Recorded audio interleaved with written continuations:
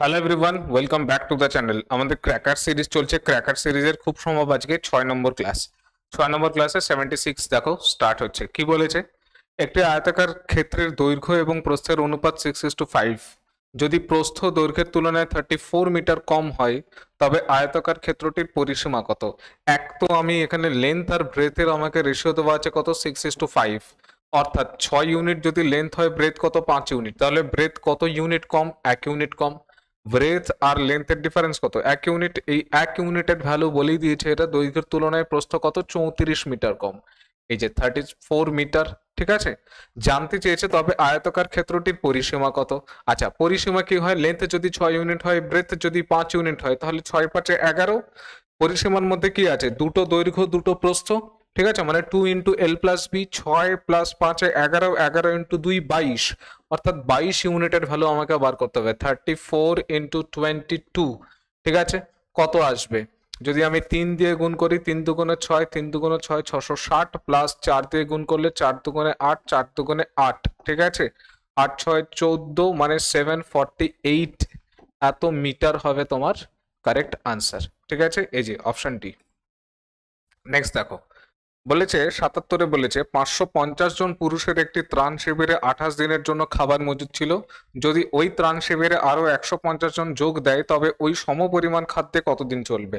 আচ্ছা, কতজন ছিল? 550 জন পুরুষ ছিল। 550 জন পুরুষের কত দিনের খাবার রাখা ছিল? 28 দিনের খাবার রাখা ছিল। তাহলে 550 জনের যদি একদিনের খাবার থাকে তাহলে এতটা খাবার থাকতো। 550 জনের কত দিনের খাবার বলেছে? 28 দিনের খাবার বলেছে। তাহলে 550 × 28 এতটা খাবার মজুদ ছিল। আশা করি এইটুকুটা বোঝা গেছে। এবারে বলেছে এখানে ত্রাণ শিবিরে আরো কতজন এসেছে? 150 জন এসেছে। 550 জন ছিলই, প্লাস 150 জন এলে এখন লোক এতগুলো আছে, কতদিন যাবে আমরা জানি না, এক্স দিন যাবে। এখন ক্যালকুলেট করব। ঠিক আছে, 550 এখানে থাকলো ইন্টু 228 = এটা কত? 550, 600, 700। 700 × x। এই যে জিরো, এই যে জিরো কাটলাম, 7 দিয়ে কাটলে 4 7 28, 7 দিয়ে কাটলে 7 10 70। ঠিক আছে, 2 5 দিয়ে কাটছি, চলো 5 দুগুণে 10, 5 11 55, 2 দিয়ে কাটলে 2 দুগুণে 4। x এর ভ্যালু 11 × 2 মানে 22 ডেজ। 22 দিন চলবে। 22 দিন চলবে। এই যে অপশন ডি হচ্ছে তোমার কারেক্ট আনসার।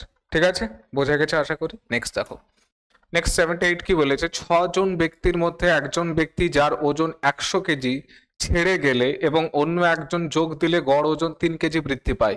নতুন ব্যক্তির ওজন কত? নতুন ব্যক্তির ওজন ভাই 118 কেজি। স্যার মুখস্থ করে এসছেন? মুখস্থ না, বোঝাচ্ছি দেখো ব্যাপারটা। এই একটা ফ্যামিলি ভাবো, এই ফ্যামিলিতে কতজন ছিল? 6 জন ছিল। এদের গড় ওয়েট কত আমি জানি না। ঠিক আছে, যাই আছে গড় ওয়েট, এখান থেকে একটা লোক বেরুচ্ছে, তার ওয়েট কত? 100 কেজি এই লোকটার ওয়েট। আর এখানে আরেকটা লোক আসছে। ভাই 100 কেজি নিয়ে একটা লোক বেরোচ্ছে, আরেকটা লোক যদি 100 কেজি ওয়েট নিয়েই ঢুকতো তাহলে অ্যাভারেজের মধ্যে কোনো চেঞ্জেস হতো না। চেঞ্জেস হতো কি? কোনো চেঞ্জেস হতো না। কি হয়েছে বলেছে? বলেছে 3 কেজি করে গড় ওজন সবার বৃদ্ধি পাচ্ছে। কতজন আছে বাড়িতে? স্যার 6 জন। তাহলে 3 করে যদি সবার ওজন বৃদ্ধি পায় তাহলে 3 6 18 কেজি ওজন বৃদ্ধি পাচ্ছে। মানে 18 কেজি এই লোকটা এক্সট্রা নিয়ে আসছে। কার থেকে এক্সট্রা নিয়ে আসছে? যে যাচ্ছে সে 100 নিয়ে আসছে, বেরিয়ে যাচ্ছে। যে আসছে তার মানে সেও 100 নিয়ে তো আসছেই, প্লাস এই যে 6 জনের 3 6 18 কেজি বৃদ্ধি পাচ্ছে, এই 18 কেজি ওয়েট নিয়েও এই লোকটা আসছে। মানে টোটাল 118 কেজি এই লোকটার ওয়েট। বোঝা গেছে? আমি বাড়ি থেকে বেরিয়ে গেলাম, আমার ইনকাম 100 টাকা। আরেকটা লোক যদি 100 টাকা নিয়ে ঢুকতো তাহলে অ্যাভারেজের মধ্যে কোনো চেঞ্জেস হতো না? চেঞ্জেস তো হতো না। যদি এটা বুঝতে খুব বেশি অসুবিধা হয় তাহলে অ্যাভারেজের চ্যাপ্টার আমি করিয়ে রেখেছি, চ্যাপ্টারটাকে দেখে আসো। আমার মনে হয় ক্রিস্টাল ক্লিয়ার হয়ে যাবে সবটা। যে বেরোচ্ছে সমপরিমাণ টাকা নিয়ে যদি আরেকটা লোক ঢোকে তাহলে অ্যাভারেজে তো কোনো চেঞ্জেস হবে না। চেঞ্জেস হচ্ছে কেন? কারণ লোকটা কম বা বেশি নিয়ে ঢুকছে।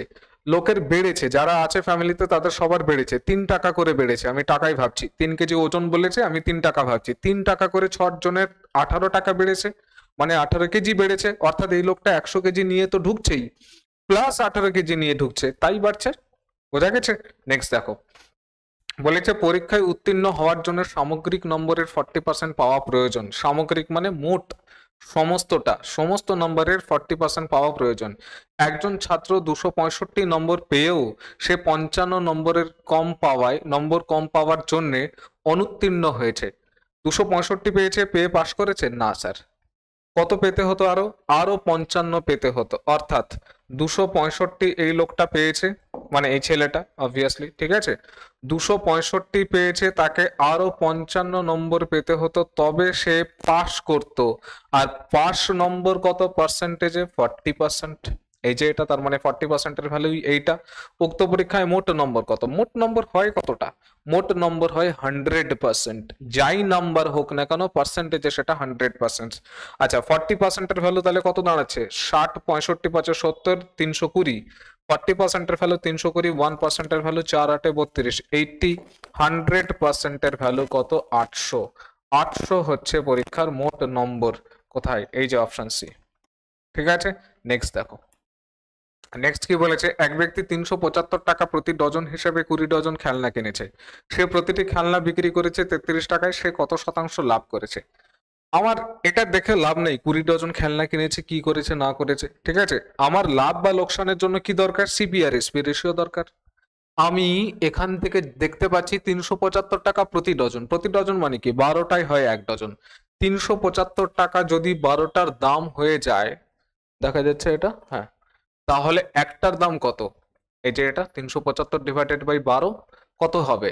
12 দুগুণ 36, 12 দুগুণ 36, 1, 12 একে 12, 3, কত হচ্ছে এটা? 375 ডিভাইডেড বাই 12 প্রতি ডজন হিসাবে। আচ্ছা, তাহলে কত হচ্ছে এটা? 3 12 36, তো সরি এখানে ভুল করে দিলাম। 3 12 36, 1, 12 একে 12, তারপরে তোমার 3 পরে থাকবে, 12 দুগুণ 24, 24-এর পরে 30, 6, 5 12 60, 31.25। এক একটার দাম হয়ে যাচ্ছে কত? 31 টাকা 25 পয়সা, ঠিক আছে, 31.25। আচ্ছা, তোমরা ভাগটা না একটুখানি করে দেখবে, চলো। এক একটার দাম তাহলে কত দাঁড়াচ্ছে? এক একটার দাম 31 টাকা 25 পয়সা। এই দামে সে কিনেছিল, আর বিক্রি কততে করছে? বিক্রি করছে 33 টাকায়, ঠিক আছে। তাহলে লাভ কত হলো? লাভ হলো 1 টাকা 75 পয়সা। সে কত শতাংশ লাভ করেছে? লাভ আমরা কার উপরে কাউন্ট করি? সিপির উপরে কাউন্ট করি। 31 টাকা 25 পয়সা কিনে 33 টাকায় বিক্রি করছে, লাভ হচ্ছে 1 টাকা 75 পয়সা। কার উপরে লাভ হচ্ছে? এই যে 31.25 টাকার উপরে। পার্সেন্ট করবার জন্য কত? 100% গুণ, কাটাকুটি করতে হবে। এই যে পয়েন্ট, এই যে পয়েন্ট চলে গেল, ঠিক আছে। কত দিয়ে কাটে? 5 দিয়ে কাটে না 15 দিয়ে কাটে? 15 একে 15, না কাটবে না, 5 দিয়ে কাটবে। আচ্ছা, 5, 5 3 5 15, 5 5 25, 35, ঠিক আছে। 5 6 30, 1 5 দুগুণে 10, 5 5 25, 625। 25 দিয়ে যদি কাটি, 25 25 625, 4 25 100। আচ্ছা, আর কত কাটে? 5 5 25, 5 7 35, 4 7 28/5। 28/5 মানে 5 6 30, 5 5 25, 5 5 25, 3 5 6 30, 5.6। 5.6% হচ্ছে তোমার লাভ। এই যে অপশন বি। তোমরা না এই অঙ্কটা একটুখানি করে দেখবে, ঠিক আছে, অঙ্কটা করে দেখবে। আমার মনে হয় না কোথাও আমি ভুল করেছি, তবু মাথায় কি যেন একটা আমার মানে ভাবনা চিন্তা চলছিল, দেখে নিও তোমরা। 5.6% কারেক্ট আনসার এটা, ঠিক আছে। নেক্সট দেখো 81। 81 কি বলেছে? দুটি সংখ্যার অনুপাত 3:4, তাদের লসাগু 180, বড় সংখ্যাটি কত? সোজা অঙ্ক। এরকম অঙ্ক তোমরা করেছো এর আগে। এইগুলো ব্যাপারে তোমাদের এখন মানে এই অঙ্কের ব্যাপারে তোমাদের এখন একদম প্রো হয়ে যাওয়া উচিত, ঠিক আছে। দুটি সংখ্যার অনুপাত কত দেওয়া আছে? n1 আর n2 এর যেটা রেশিও দেওয়া আছে সেটা কত? 3:4। অর্থাৎ n1 যদি 3x হয় তাহলে n2 কত? n2 হচ্ছে গিয়ে 4x। এদের লসাগু কত বলেছে? লসাগু বলেছে 180। লসাগু হবে কত? 3x আর 4x এর 12x। 12x এর ভ্যালু কত? 180। তাহলে x এর ভ্যালু 12 15 180 হয়। বড় সংখ্যাটি কত? বড় সংখ্যাটি এই যে এটা 4 × 15, 4 15 60 হচ্ছে তোমার কারেক্ট আনসার। এই যে অপশন বি, ঠিক আছে। তোমরা 80 অঙ্কটা একবার করে দেখবে। নেক্সট, আর ওটাই আনসার হচ্ছে কিনা আমাকে একটু কমেন্ট সেকশনে জানাবে, ঠিক আছে। বলেছে একটি ট্রেনের গতিবেগ 48 কিলোমিটার প্রতি ঘন্টায়, ট্রেনটি প্ল্যাটফর্মে দাঁড়িয়ে থাকা একটি ব্যক্তিকে অতিক্রম করতে কত সময় লাগবে যদি ট্রেনটির দৈর্ঘ্য হয় 120 মিটার? আচ্ছা, একটা ট্রেন একটা লোককে অতিক্রম করা মানে কি নিজের দৈর্ঘ্য অতিক্রম করা। ট্রেন একটা ট্রেনের ভেতরে আর একটা লোককে, প্ল্যাটফর্মে দাঁড়িয়ে থাকা লোককে, টানেলে দাঁড়িয়ে থাকা লোককে অতিক্রম করা মানে নিজেরই দৈর্ঘ্য অতিক্রম করছে। আমাদের একটাই মাত্র সূত্র তোমরা জানো, ডিস্টেন্স ইকুয়াল টু কত, স্পিড ইনটু টাইম। ডিস্টেন্স কি, ট্রেন অতিক্রম করছে নিজেরই দৈর্ঘ্য অতিক্রম করছে, নিজের দৈর্ঘ্য কত বলেছে 120 মিটার, স্পিড কত বলেছে 48 কিলোমিটার প্রতি ঘন্টা। কিলোমিটার পার আওয়ার থেকে মিটার পার সেকেন্ডে যাওয়ার জন্য আমাকে 5/18 গুণ করতে হবে। টাইমটাকে আমি টি লিখে দিলাম, ঠিক আছে? তাহলে টি আমার এখান থেকে বেরিয়ে আসবে। দেখো কাটাকুটি যাচ্ছে, যাচ্ছে। 6 6 8 48, 3 6 18, 8 15 120 হয়, 5 দিয়ে 15কে কাটলে এখানে 3, 3 3 9, এখানে 9 সেকেন্ড, ঠিক আছে? 9 সেকেন্ড, এই যে অপশন এ। নেক্সট দেখো 83। 83 কি বলেছে, একটি পাম্প একটি ট্যাঙ্কে 2 ঘন্টায় একটি পাম্প একটি ট্যাঙ্কে 2 ঘন্টায় জল পূর্ণ করতে পারে। ট্যাঙ্কে একটি ফুটো থাকার জন্য সেটাকে পূর্ণ করতে পাম্পের 2 ঘন্টা বেশি সময় লাগে। জল পূর্ণ ট্যাঙ্কটি কত সময়ে খালি হয়ে যাবে? সোজা অঙ্ক। ট্যাঙ্ক ফুটো থাকা মানে খালি করার কাজ করছে, মানে সে কি নেগেটিভ ওয়ার্ক করছে। আমাকে ওটাই এখন দেখতে হবে। ধরো একটা ইনলেট পাইপ আছে যে জল ভর্তি করার কাজ করছে, সে কি করছে 2 ঘন্টায় জল ভর্তি করে দিচ্ছে। আর inlet plus outlet pipe, outlet মানে যে খালি করে দিচ্ছে, ফুটো, তারা দুজন মিলে কি কাজ করছে 2 ঘন্টা বেশি সময়, মানে সময় লাগছে কত 4 ঘন্টা।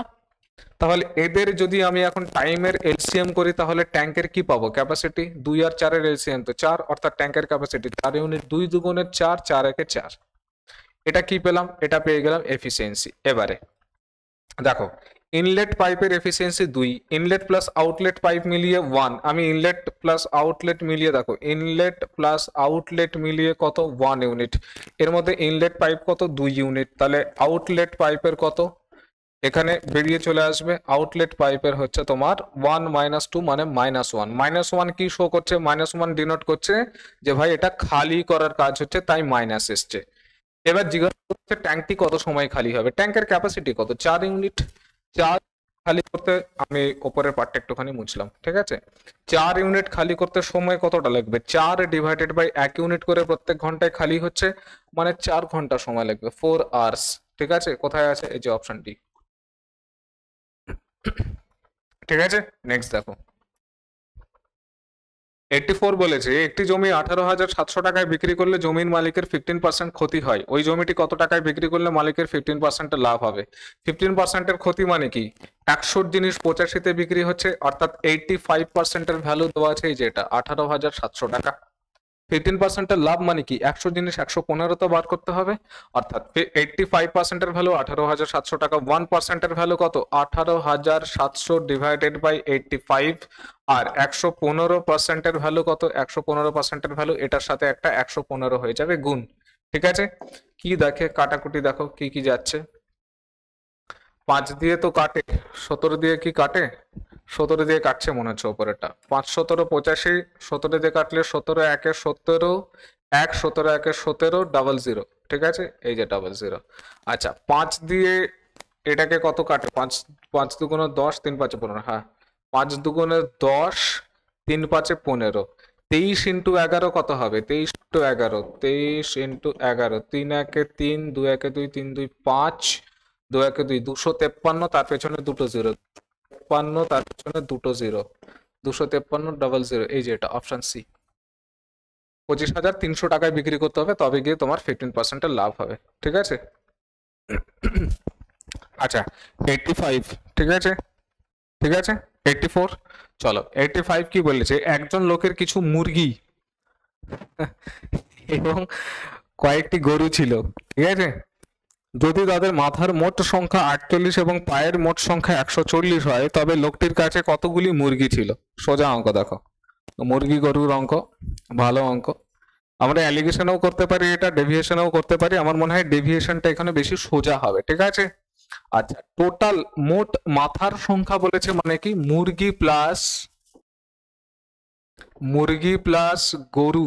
ভাই গরু বানান কি রে, গড় হস্যু স্যার, এই মিলিয়ে টোটাল মাথা মানে হেড সংখ্যা কত আছে? 48। হেড সংখ্যা 48 মানে আছে 48টা, ঠিক আছে। এবার মুরগির পায়ের সংখ্যা আর গরুর পায়ের সংখ্যা মিলিয়ে এখানে বলে দিয়েছে মোট পায়ের সংখ্যা হচ্ছে 140। আচ্ছা, তুমি একটা জিনিস আমায় বলো, এক একটা মুরগির পা কত, লেগস কতগুলো আছে? লেগস আছে মুরগির পায়ের সংখ্যা তো আছে দুটো করে, আর গরুর পায়ের সংখ্যা কত আছে? গরুর পায়ের সংখ্যা আছে 4টে করে। এইবারে একটা ইম্পর্টেন্ট জিনিস, ডেভিয়েশন এখানে বোঝার ব্যাপার আছে। ভাই মুরগির দুটো করে আছে, গরুর 4টে করে আছে, মানে আমি এটা বলতে পারি যে মিনিমাম দুটো করে তো পা আছেই, মিনিমাম দুটো করে পা আছে। এই 4টেকে আমি কি ভাবছি, দুটো প্লাস দুটো, মিনিমাম দুটো করে পা তো সবারই আছে, মুরগিরও আছে গরুরও আছে। দুটো করে পা যদি সবার থাকতো তাহলে 48টা মুরগি প্লাস গরু মিলিয়ে পা কত থাকতো? 48 ইন্টু 2 মানে 96। বোঝা গেছে? মুরগিরও পা আছে দুটো, গরুর 4টে আছে, মানে মিনিমাম দুটো আছেই। দুটো করে পা যদি সবার থাকতো তাহলে 48 ইন্টু 2 96টা পা থাকার কথা ছিল। পা আছে কটা? পা এখানে বলে দিয়েছে পায়ের সংখ্যা হচ্ছে 140। 140 যদি পায়ের সংখ্যা হয়ে যায় তাহলে এক্সট্রা পা কত আছে? 140 বলেছে পা আছে, তাহলে এক্সট্রা পা কত আছে? এক্সট্রা পা আছে তোমার 96 থেকে 104, আর ওইদিকে তোমার 44 মানে 44, 44 খানা এক্সট্রা পা আছে। 44 খানা এক্সট্রা পা কাদের জন্য? এই গরুর এক্সট্রা দুটো করে পা থাকার জন্যই 44 খানা টোটাল এক্সট্রা পা হচ্ছে। এক একটা গরুর দুটো করে এক্সট্রা পা, তাহলে 44টা টোটাল যদি এক্সট্রা পা হয় তাহলে গরু কতগুলো আছে? 22 খানা। 44 ডিভাইডেড বাই 2। বোঝা গেছে?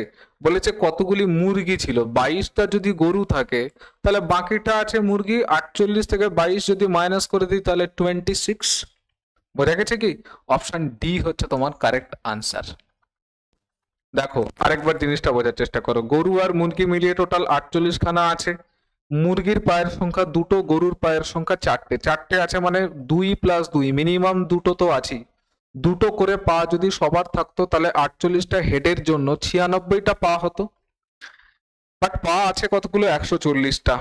এক্সট্রা কতগুলো? 44টা। কাদের জন্য এক্সট্রা হচ্ছে? এই গরুগুলোর জন্যই। গরু দুটো করে এক্সট্রা পা নিয়ে এসছে জন্যই দুটো এখানে 44টা পা এক্সট্রা হয়েছে।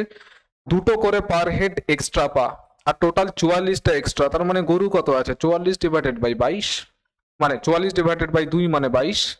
তো গরু যদি 22 থাকে তাহলে বাকিটা মুরগি, মুরগি কত আছে? 26। 48 থেকে মাইনাস করলে। নেক্সট দেখো, নেক্সট কি বলেছে, একটি ব্যাগে 1 টাকা 50 পয়সা এবং 25 পয়সার মুদ্রার সংখ্যার অনুপাত 2:3:5 হলে তাদের মূল্যের অনুপাত কত? তোমরা জানো একদম সহজ, আমরা কয়েনের অঙ্ক করেছি এর আগে, যে মূল্য যেটা আছে সেটা কিসের উপরে নির্ভর করছে? একটা কয়েনের ভ্যালু কত আর সংখ্যা কতগুলো আছে। মানে অ্যামাউন্ট কার উপরে নির্ভর করে? এক একটা কয়েনের ভ্যালু কত, values into number of coins, ঠিক আছে? এই দুটোর গুণফলের উপরে নির্ভর করছে এটা। আচ্ছা, কয়েনের ভ্যালু আছে একবার দেখো, কি কি কয়েন আছে সেটা দেখো। 1 টাকার কয়েন, 50 পয়সার কয়েন, আর 25 পয়সার কয়েন। 1 টাকার কয়েনকে আমরা টাকায় ভাবছি, তাহলে 1 টাকার কয়েনের ভ্যালু 1 ইউনিট। 50 পয়সার কয়েনের ভ্যালু কত? হাফ টাকা। 25 পয়সার মানে 1/4। এবং তাদের সংখ্যার যেটা অনুপাত, নাম্বারের যেটা রেশিও দেওয়া আছে সেটা কত? 2:3:5। তাহলে অ্যামাউন্ট কত হবে? অ্যামাউন্ট হবে এই দুটোর গুণফল, তাহলে 2 1 2, ঠিক আছে, 3/2, আর এটা হচ্ছে 5/4, 5/4। রেশিওটাকে এখন আমাকে ইন্টিজার বানাতে হবে। ইন্টিজার বানানোর জন্য 2 আর 4-এর এলসিএম, এই দেখো 2 আর 4-এর এলসিএম তো 4, তাহলে এই পুরো রেশিওটাকে আমরা যদি 4 দিয়ে গুণ করি তাহলে এটা 4 দুগুণে 8 হবে, 2 2 কাটা, 3 দুগুণে 6, 4 4 কাটা 5, 8:6:5। এই যে অপশন ডি হবে তোমার কারেক্ট আনসার, ঠিক আছে। 87 দেখো, বলেছে একটি আয়তাকার ক্ষেত্রে দুটি বাহুর অনুপাত 3:4 এবং ক্ষেত্রফল 7500 বর্গমিটার হলে প্রতি মিটার 2 টাকা 50 পয়সা হিসাবে মাঠটির চতুর্দিকে বেড়া দিতে কত খরচ হবে? মাঠটির চতুর্দিকে বেড়া দেওয়া মানে আমাকে পরিসীমা বার করতে বলছে। ক্ষেত্রফল দেওয়া আছে, ওখান থেকে আমাকে এখন পরিসীমা বার করতে হবে। আমি এটাকে আগে মুছি, বোর্ড ফাঁকা করি, তারপর আমি বলছি, ততক্ষণ তোমরা ট্রাই করো। আচ্ছা, আয়তকার ক্ষেত্রের দুটি বাহুর অনুপাত 3:4।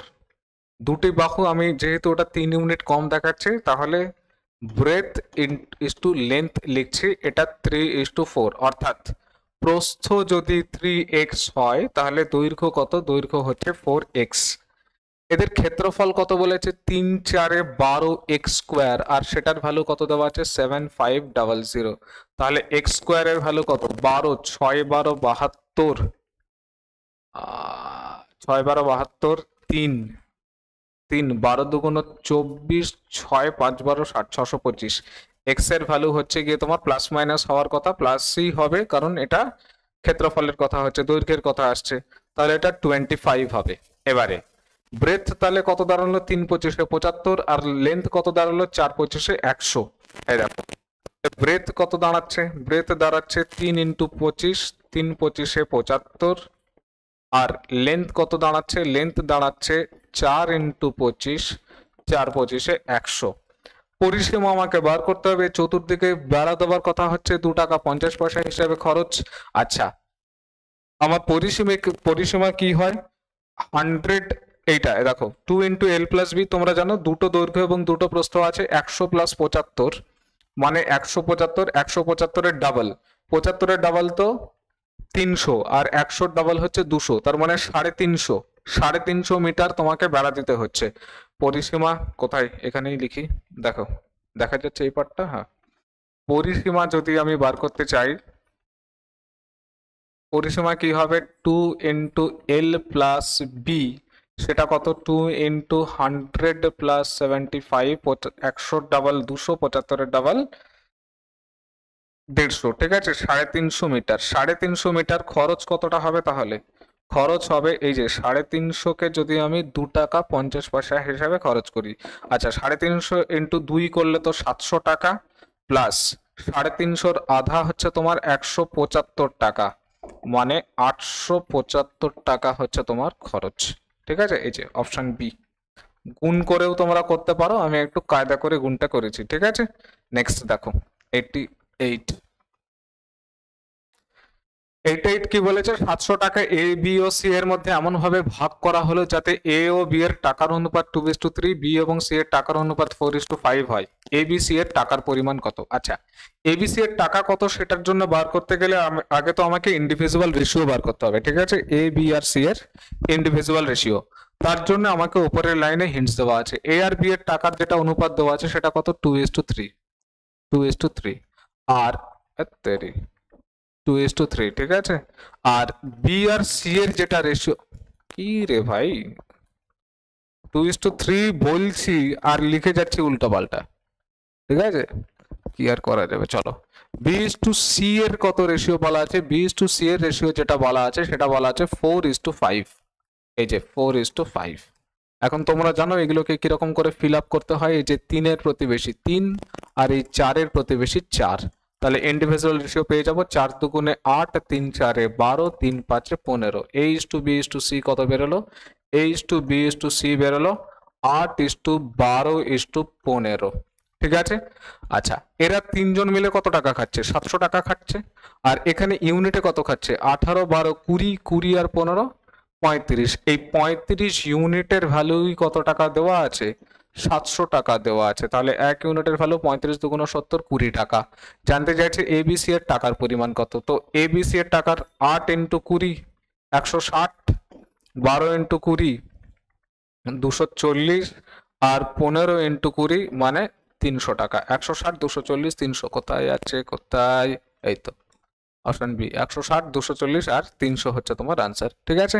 89 দেখো, 89 কি বলেছে? এ বি ও সি যথাক্রমে 27,000 টাকা এবং 81,000 টাকা এবং 72,000 টাকা নিয়ে একটি ব্যবসা শুরু করে।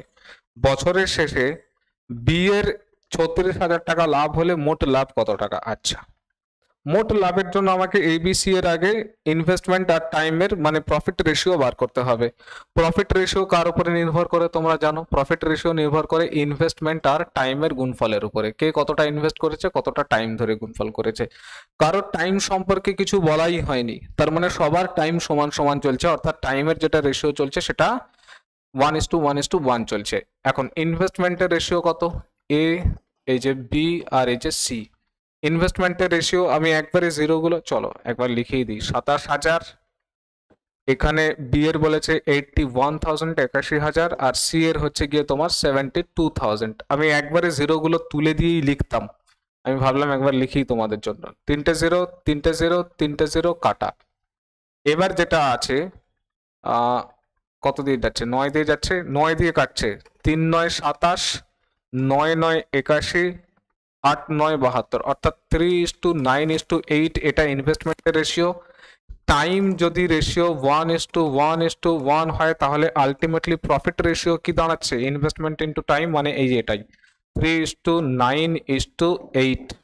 ঠিক আছে, এবারে বলেছে এখানে বছর শেষে বি এর 36,000 টাকা লাভ হলে মোট লাভ কত টাকা। বি পাচ্ছে কত, 9 ইউনিট। এই 9 ইউনিটের ভ্যালু কত, 36,000 টাকা। 1 ইউনিটের ভ্যালু কত, 4,000 টাকা। মোট লাভ কত, 9 আর 8 17, 17 আর 3 20, তাহলে 20 ইউনিটের ভ্যালু কত দাঁড়াচ্ছে, 20 ইউনিটের ভ্যালু দাঁড়াচ্ছে 20 ইন্টু 4,000, অর্থাৎ 4 দুগুণে 8, তার পেছনে 4টে শূন্য, 80,000 টাকা, যে অপশন সি। ঠিক আছে, লাস্ট আজকে সিরিজের দেখো 90 কি বলেছে, একটি ট্রেন 40 কিলোমিটার প্রতি ঘন্টা গতিবেগে যাত্রা করে 60 কিলোমিটার প্রতি ঘন্টা গতিবেগ বিশিষ্ট অপর একটি ট্রেনের থেকে 1.5 ঘন্টা বেশি সময় নেয়।